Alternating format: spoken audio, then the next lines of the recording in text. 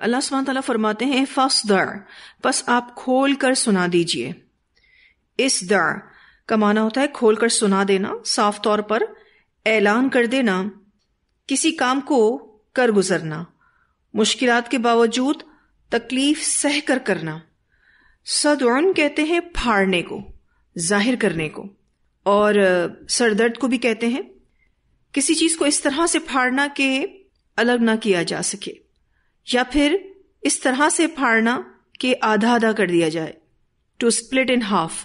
تو سر درد میں کیا ہوتا ہے؟ ایسا لگتا ہے کہ جیسے ہمارا دماغ آدھا آدھا ہو گیا ہے. تو اللہ سبحانہ تعالیٰ فرماتے ہیں فاصدع، بس آپ کھول کر سنا دیجئے، آپ اعلان کر دیجئے، بالکل بھی ہیزیٹیٹ مت ہوئیے، بما ساتھ اس کے جو تو مرو آپ حکم دیے گئے ہیں. جو بھی اللہ سبحانہ تعالیٰ کی طرف سے احکامات ہیں اب آپ اس کو علل اعلان بیان کر دیجئے. اس حکم سے آپ صلی اللہ علیہ وسلم کی دعوتی تحریک ایک نئے موڑ پر گئی.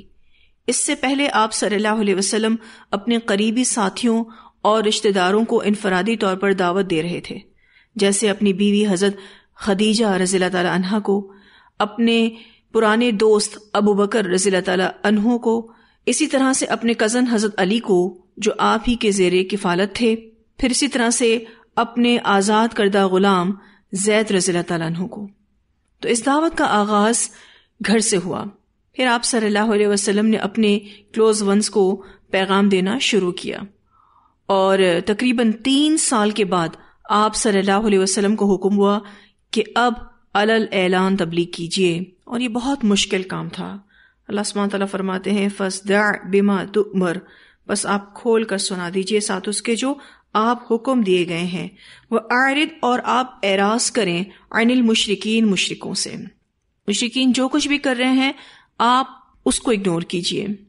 انا، بے شک ہم، کفیناک المستہزئین، کافی ہیں ہم آپ کو مذاق اڑانے والوں سے. آپ صلی اللہ علیہ وسلم کی طرف سے اللہ ان مذاق اڑانے والوں کے لیے کافی ہے. ان کی باتوں پر آپ توجہ نہ دیں، کیونکہ اگر آپ ہر بات کی کلیریفیکیشن کرنے لگ جائیں گے تو اپنے کام پر فوکس نہیں رہیں گے. تو آپ نے بحث میں نہیں الجھنا ہے، ان کے مذاق اڑانے کا جواب نہیں دینا ہے، کیونکہ اس چیز میں اگر انسان پڑ جائے تو اصل کام سے ہٹ جائے گا. تو اللہ سبحانہ تعالیٰ نے نبی اکرم صلی اللہ علیہ وسلم کو یہ کہہ دیا کہ میں خود ان مذاق اڑانے والوں سے ڈیل کروں گا. بے شک ہم کافی ہیں ہم آپ کو مذاق اڑانے والوں سے. الذین، وہ لوگ جو یجعلون، بنا لیتے ہیں، مع اللہ، اللہ کے ساتھ، الہا آخر، دوسرا الہ. فسوف یعلمون، پس عنقریب وہ جان لیں گے. کون جان لیں گے؟ مشرکین جان لیں گے. اور کیا جان لیں گے؟ اپنے شرک کو جان لیں گے، اپنے انجام کو جان لیں گے. تو اللہ سبحانہ تعالیٰ فرماتے ہیں فسوف یعلمون، پس عنقریب وہ جان لیں گے. وَلَقَدْ، اور البتہ تحقیق، نَعْلَمُ، ہم جانتے ہیں، أَنَّكَ، کہ بے شک آپ، يَضِيقُ، تنگ ہوتا ہے، صَدْرُكَ، آپ کا سینہ، بِمَا يَقُولُونَ، بوجہ اس کے جو وہ کہتے ہیں. اتنی خوبصورت آیت ہے، اور اس آیت سے پتہ چلتا ہے کہ نبی اکرم صلی اللہ علیہ وسلم انسان تھے اور آپ کو بھی تکلیف ہوتی تھی. آپ صلی اللہ علیہ وسلم ان مشرکین مکہ کی باتوں سے ہرٹ ہو رہے تھے، کیونکہ یہ آپ ہی کے رشتہ دار تھے، دوست تھے، اہل محلہ تھے، جو آپ صلی اللہ علیہ وسلم کا مذاق اڑایا کرتے تھے. علل اعلان دعوت کی وجہ سے مخالفت کا ایک طوفان نبی اکرم صلی اللہ علیہ وسلم پر امڈ آیا. پہلے مرحلے پر لوگوں نے طعنے دیے، برا بھلا کہا، اور یہ آپ صلی اللہ علیہ وسلم کے لیے بہت تکلیف دہ تھا. سورۃ الحجر نبوت کے 4 سال میں اتری. یہ مشرکین آپ صلی اللہ علیہ وسلم کو بڑی تکلیف دیا کرتے تھے. آپ کو ساحر کہتے، آپ کو مجنون کہتے، آپ کو کاہن کہتے، جس سے انسان ہونے کے ناطے نبی اکرم صلی اللہ علیہ وسلم کو تکلیف ہوتی تھی. تو اللہ سبحانہ تعالیٰ آپ صلی اللہ علیہ وسلم کو تسلی دے رہے ہیں، وَلَقَدْ نَعْلَمُ أَنَّكَ يَضِيقُ صَدْرُكَ بِمَا يَقُولُونَ، ہمیں پتہ ہے کہ ان باتوں سے آپ کا سینہ تنگ ہوتا ہے، آپ ٹینشن فیل کر رہے ہیں. ایک طرح سے تکالیف برداشت کرنے پر اللہ تعالیٰ رسول اللہ صلی اللہ علیہ وسلم کا حوصلہ بڑھا رہے ہیں. اللہ تعالیٰ فرماتے ہیں اس مشکل سچویشن میں آپ کو کیا کرنا ہے؟ فسبح، بس آپ تسبیح بیان کریں، بحمد ربک، اپنے رب کی حمد کے ساتھ، وکم من الساجدین، اور آپ ہو جائیے سجدہ کرنے والوں میں سے، وَاعْبُدْ رَبَّكَ، اور آپ عبادت کیجیے اپنے رب کی، حَتَّى يَأْتِيَكَ الْيَقِينَ، یہاں تک کہ آ جائے آپ کے پاس یقین، اور یقین سے مراد یہاں پر موت ہے، کیونکہ دنیا میں سب سے یقینی چیز موت ہے۔ تو نبی اکرم صلی اللہ علیہ وسلم کو اللہ تعالیٰ تسلی دے رہے ہیں کہ آپ حمد و ثنا کریں، آپ اپنے سجود کو بڑھا دیں، ایکسٹرا تسبیح، ایکسٹرا ذکر کیجیے اور ایکسٹرا سجود کیجیے، اور اپنی عبادتوں کو جاری رکھیے، اپنی عبادتوں میں اضافہ کیجیے۔ اس سے آپ کو قلبی سکون ملے گا اور اللہ سبحانہ تعالیٰ کی مدد بھی حاصل ہوگی۔ اللہ سبحانہ تعالیٰ نے آپ صلی اللہ علیہ وسلم کو موت تک تسبیح اور عبادت کا حکم دیا۔ آپ صلی اللہ علیہ وسلم کو جو بھی تکالیف درپیش ہیں، اللہ تعالیٰ فرماتے ہیں ہم اس کو جانتے ہیں، اور اس سچویشن میں آپ کو ذکر و تسبیح، کثرت سجود اور نماز ہی سے ہمت ملے گی۔ یعنی آپ یوں کہہ سکتے ہیں کہ سولوشن بتایا جا رہا ہے کہ جب بھی کوئی ستائے یہ کام کرنے ہیں۔ ہمارا حال کیا ہے؟ سب سے پہلے مشکل حالات میں ہم انہی چیزوں کو چھوڑ دیتے ہیں۔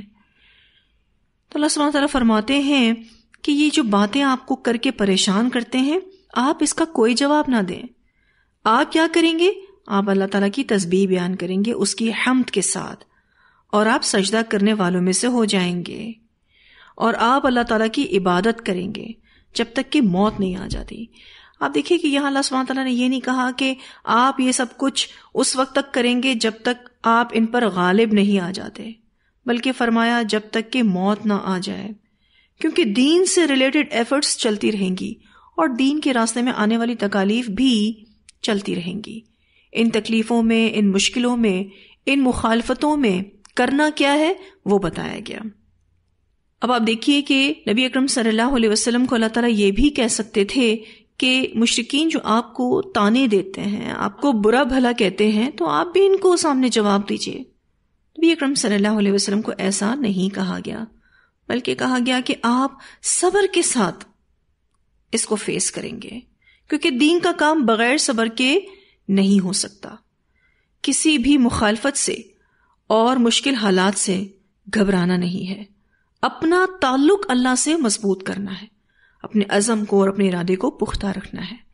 تو سورۃ الحجر کا میسج ہے کہ دنیا ادھر سے ادھر ہو جائے، دین کا کام نہیں چھوڑنا ہے، مرتے دم تک کرتے رہنا ہے، اپنی زندگی کی آخری گھڑی تک اللہ کی بندگی کرتے رہنا ہے۔ یہ جو آخری آیات ہے بہت ہی اہم ہے، اور آپ اس کو سورۃ الحجر کا خلاصہ بھی کہہ سکتے ہیں۔ اللہ سبحانہ تعالیٰ نے نبی اکرم صلی اللہ علیہ وسلم کو سب سے پہلے کیا کہا کہ جو یہ کفار آپ کا مذاق اڑاتے ہیں اور اس سے آپ کو جو تکلیف پہنچتی ہے، اللہ تعالیٰ اس کو جانتے ہیں۔ انسانی فطرت کا یہی تقاضا ہے، لیکن آپ صبر سے کام لیں۔ آپ کو جو تکلیف پہنچتی ہے یہ انسانی فطرت کا تقاضا ہے، لیکن آپ صبر سے کام لیں گے، اور آپ تسبیح اور حمد میں بزی رہیں گے، اور نماز پڑھا کریں۔ اس سے آپ کا غم ہلکا ہو جائے گا، آپ کا ٹینشن کم ہو جائے گا۔ یہ چیزیں آپ کا حوصلہ بڑھائیں گی، آپ کو ہمت دیں گی، آپ میں استقامت پیدا ہوگی، اور جو بھی آپ کو پرابلمز آ رہی ہیں دعوت اللہ کے کام میں، اس سے مقابلہ کرنے کی قوت آپ کے اندر پیدا ہوگی۔ اسی لیے نبی اکرم صلی اللہ علیہ وسلم کی عادت تھی کہ جب بھی آپ کو کوئی پریشانی لاحق ہوتی یا رزق کی تنگی ہوتی تو آپ خود بھی نماز کی طرف لپکتے اور گھر والوں کو بھی ایسا ہی حکم دیتے۔ سورہ قوف آیت نمبر 39 اور 40 میں آتا ہے، فَاصْبِرْ عَلَىٰ مَا يَقُولُونَ وَسَبِّحْ بِحَمْدِ رَبِّكَ قَبْلَ طُلُوعِ الشَّمْسِ وَقَبْلَ الْغُرُوبِ وَمِنَ اللَّيْلِ فَسَبِّحْهُ وَأَدْبَارَ السُّجُودِ۔ سو اس پر صبر کیجئے جو وہ کہتے ہیں، اور سورج طلوع ہونے سے پہلے اور غروب ہونے سے پہلے اپنے رب کی حمد کے ساتھ تسبیح کیجئے، اور رات کے کچھ حصے میں پھر اس کی تسبیح کیجئے، اور سجدے کے بعد کے اوقات میں بھی۔ اسی طرح سورہ قوف کی آیت نمبر 45 میں اللہ سبحانہ تعالیٰ فرماتے ہیں نحن اعلم بما یقولون وما انت علیہم بجبار فذکر بالقرآن من یخاف وعید. ہم اسے زیادہ جاننے والے ہیں جو یہ کہتے ہیں اور آپ ان پر کوئی زبردستی کرنے والے نہیں ہیں. سو قرآن کے ساتھ اس شخص کو نصیحت کیجئے جو میرے عذاب کے وعدے سے ڈرتا ہے. نبی اکرم صلی اللہ علیہ وسلم کو بہترین سولوشن دیا گیا. آپ صلی اللہ علیہ وسلم نے فرمایا اللہ تعالیٰ فرماتے ہیں اے ابن آدم تو دن کے ابتدائی حصے میں میرے لیے 4 رکعتیں پڑھنے سے عاجز نہ آ، میں دن کے آخر تک تمہیں کفایت کروں گا. اسے مسند احمد نے روایت کیا ہے. یعنی چاشت کی اگر آپ 4 رکعت پڑھ لیتے ہیں سارے دن کے کام اللہ تعالیٰ اپنے ذمے لے لیتے ہیں. اور یہ جو اللہ کی عبادت کی بات ہو رہی ہے، یہ عبادت ہمارے لیے الٹیمیٹ سیٹسفیکشن ہے، یعنی ہم سکون ہی عبادت میں پاتے ہیں. اس بات کو یاد رکھنا ہے کہ جو بھی عبادتیں اللہ تعالیٰ نے ہمیں بتائی ہیں، مثلا نماز وغیرہ، انسان پر اس وقت تک واجب ہے جب تک اس میں عقل باقی ہو. نماز انسان کو کسی حال میں بھی نہیں چھوڑنی ہے. نبی اکرم صلی اللہ علیہ وسلم نے فرمایا کھڑے ہو کر نماز پڑھو، اگر طاقت نہ ہو تو بیٹھ کر، اور اگر اس کی بھی طاقت نہ ہو تو لیٹ کر پڑھ لو. اسے بخاری نے روایت کیا ہے. تو بہت ہی خوبصورت کنکلوژن سورۃ الحجر کا اللہ سبحانہ تعالیٰ نے نبی اکرم صلی اللہ علیہ وسلم کو سیٹسفائی کیا ہے. آپ صلی اللہ علیہ وسلم کو تسلی دی ہے، اور آپ صلی اللہ علیہ وسلم کے ذریعے امت کے ان تمام لوگوں کو تسلی دی ہے جو دعوت اللہ کے کام میں مصروف ہیں اور اس راستے میں مشکلات کو جھیل رہے ہیں. اور ویسے بھی آپ دیکھیے کہ ہماری دنیاوی مشکلات کے لیے بھی بہترین سولوشن ہمیں دیا گیا ہے کہ ہم کیا کریں، ہم اللہ تعالیٰ کی تسبیح بیان کریں اس کی حمد کے ساتھ، اور ہم کثرت سجود کریں اور ہم رج کے عبادتیں کریں تو اللہ سبحانہ تعالیٰ ہماری پرابلمز کو سالو کر دیں گے. تو الحمدللہ یہاں ہماری سورۃ الحجر مکمل ہوئی. اتنی آیات کی تلاوت سنتے ہیں. فاصدع بما تؤمر وأعرض عن المشركين إنا كفيناك المستهزئين الذين يجعلون مع الله إلها آخر فسوف يعلمون وَلَقَدْ نَعْلَمُ أَنَّكَ يَضِيقُ صَدْرُكَ بِمَا يَقُولُونَ فَسَبِّحْ بِحَمْدِ رَبِّكَ وَكُن مِّنَ السَّاجِدِينَ وَاعْبُدْ رَبَّكَ حَتَّى يَأْتِيَكَ الْيَقِينُ. یہاں جو بات ہوئی کہ اللہ تعالیٰ کی عبادت کیجیے یہاں تک کہ آ جائے آپ کو یقین، یعنی موت. اور جیسے کہ میں نے ذکر کیا کہ دنیا میں سب سے یقینی چیز موت ہے. اس بات کی دعا ہم سب کو کرنی ہے کہ اللہ ہم سب کا خاتمہ بالخیر کرے، اللہ ہمارا خاتمہ ایمان پر کرے، اللہ سبحانہ تعالیٰ ہمیں اس حال میں اس دنیا سے اٹھائے کہ جب وہ ہم سے راضی ہو. اس سب کی کوشش ہمیں کرنی ہے. دیکھیے ہمارا جو بھی انجام ہے وہ ڈپینڈ کرتا ہے جیسی زندگی ہم گزارتے ہیں. جو بھی زندگی ہماری ہوگی اسی کے مطابق ہمارا اختتام ہوگا. کوئی میریکل ہمارے ساتھ نہیں ہوگا کہ ہم نافرمانی میں زندگی گزاریں اور ہماری موت فرمانبرداری کی حالت میں ہو. ایسا نہیں ہو سکتا. جیسی زندگی ہوگی ویسا ہی اختتام ہوگا. اس لیے ضروری ہے کہ ہم اپنے رب کے ساتھ اپنا تعلق مضبوط رکھیں، کیونکہ اگر ہمارا تعلق اللہ سے اچھا ہے تو ہماری دنیا بھی اچھی ہے انشاءاللہ اور ہماری آخرت بھی اچھی ہے.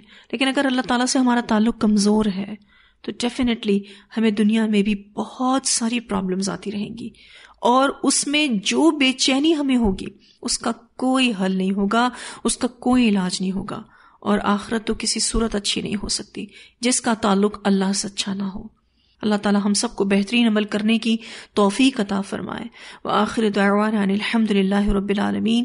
سبحانک اللہم وبحمدک نشہد ان لا الہ الا انت نستغفرک ونتوب الیک.